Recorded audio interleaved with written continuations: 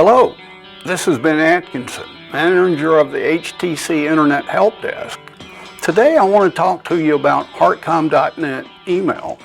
That's not a really difficult subject, but there's an awful lot of detail. And you know what they say about that? The devil is in the detail. It's such a broad topic that we're going to have two sessions. One on webmail, that is getting your email through the internet going to the HTC website, and another session on setting your email up in your laptop browser, laptop, desktop, tablet, smartphone, whatever, using an email client. Today's session will be on webmail. In both sessions, we'll only be able to cover very basic, rudimentary topics. Webmail is very likely the easier way for you to get your email. You don't have to know the port numbers, you don't have to know the incoming server, the outgoing server. All you need to know is your email address and password. And the beauty of this is that you can get your email from anywhere in the world that you have an internet access, even the most exotic locations. Mozambique, Tanzania, Paris, France, Waycross, Georgia. You can get your email. You only need to get to the HTC website. Now, for many of you who've been with HTC a long time, you're accustomed to going to www.heartcom.net and getting to our website. Well, for those of us who are obsessive compulsive, we really want to know that the actual email address now is htconline.net. Now, either of these two methods will get you to the website. I'm going to use www.htconline.net. Boom, and there's our website. Once you get there, what you need to look at is this dark banner across the very top has various entries. You will see email login. Click there. Brings up a login screen. You put in your email address.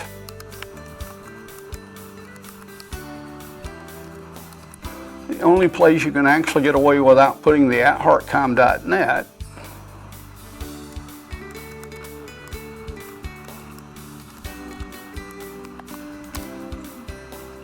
and we log in. And then you get to this strange screen. It's an intermediate step called the app launcher. The two icons that we need to worry about are Zimbra Mail and Gray Mail.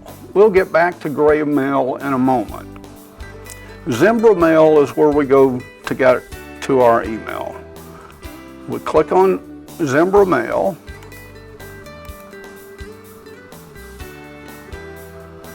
And we log in. Now, when you first get there, if you haven't made any changes, that's not particularly attractive. A couple of things that we want to do. First of all, let's go to View in the right-hand corner. Click on View, go to Reading Pane, and turn it off.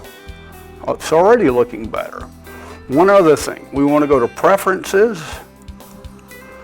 scroll down under Other Settings and check the box that says Display Checkboxes for selected items in the list. Click that.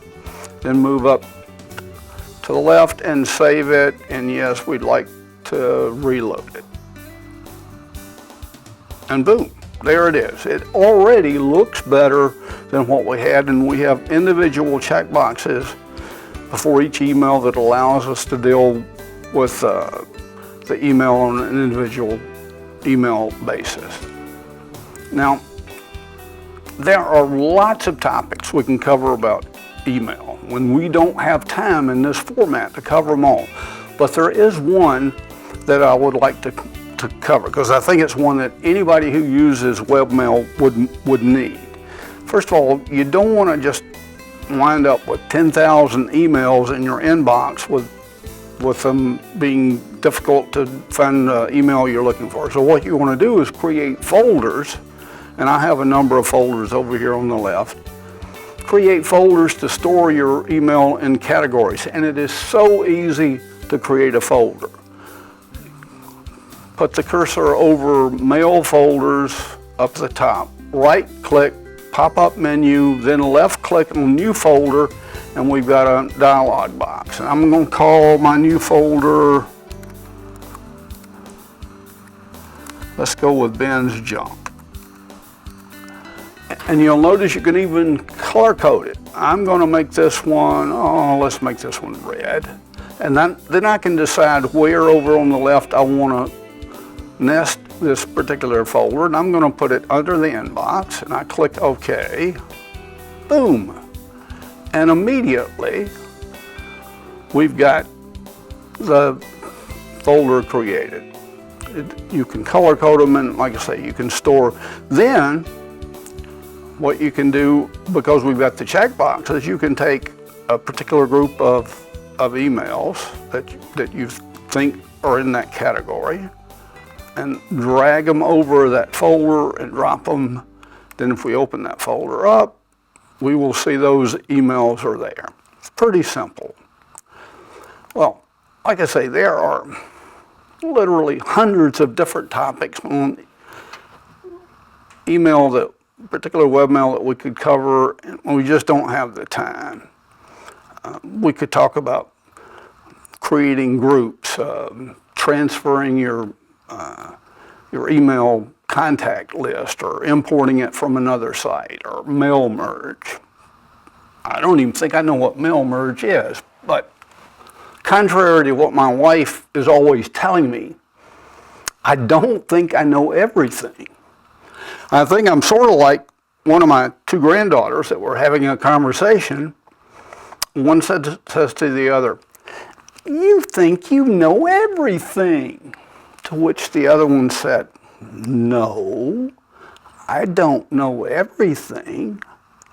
Only God knows everything. But I know a lot." Well, I don't know all there is to know about heartcom.net email. I might not even know a lot. But I do know how to find answers, and I'm pretty sure if you call me with a question, I'll be able to get an answer for you. You can reach me Monday through Friday between 8 a.m. and 5 p.m. at 706-856-2202. Call me if you have any questions. Let's get back to webmail, to the gray mail. Gray mail is where the spam filter, that's specialized software on the server that assesses each email that comes in and decides whether or not it's spam or not. If it's not spam, it goes to your Zimbra mail. If it's considered spam, it goes into the gray mail folder, and you never see it unless you go there. Now, you do get an email each day, the Daily Digest, that lists the email that has been placed in gray mail, and you can process it there.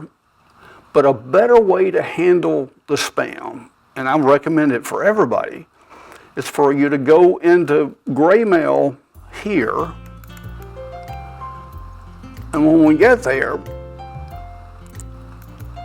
you will notice that you can display 2 days, a week, or a month. The default is 2 days, so go ahead and immediately change it to a month.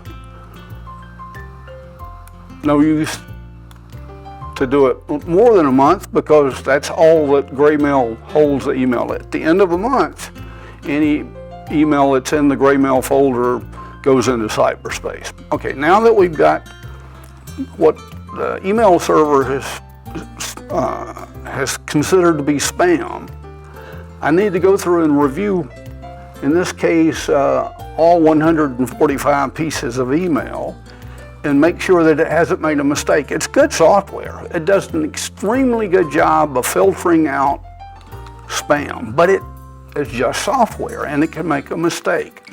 If you go through and you see email that shouldn't be there, it's actually a legitimate email you'd like to get. You highlight it. There's one. There's one. It's a control. Once I've highlighted the ones that should not be considered spam, and I want them in my inbox, I highlight the ones that I want, and I click this icon up on the left called Release. Pops up a window. I want to modify my friends list. Click OK. Another window pops up showing me what's going to be changed, and I click Finish. And now those emails that I highlighted and did a release will show up in my inbox. And eventually the software will learn from its mistakes and will stop putting those into the spam folder. You might have to do it, particularly on newsletters. You might have to do it several times before it ever catches on. All right, now that I've gone through and I've reviewed all of the email that's in the spam folder and have decided that everything that's in there that I haven't released is indeed spam, I then can go to this icon up at the top again that says Select All, and all 145 emails are then highlighted. Then if I click Delete, and I will verify that I want to get rid of those.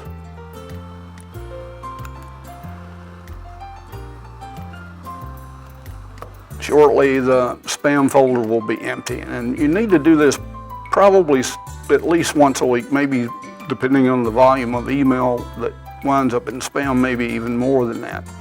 It just makes it easier for you to review the email. And like I say, even though you get the daily digest email showing you what has been put in spam, to me this is an easier way of handling your spam by going to the gray mail. Well, that's pretty much it.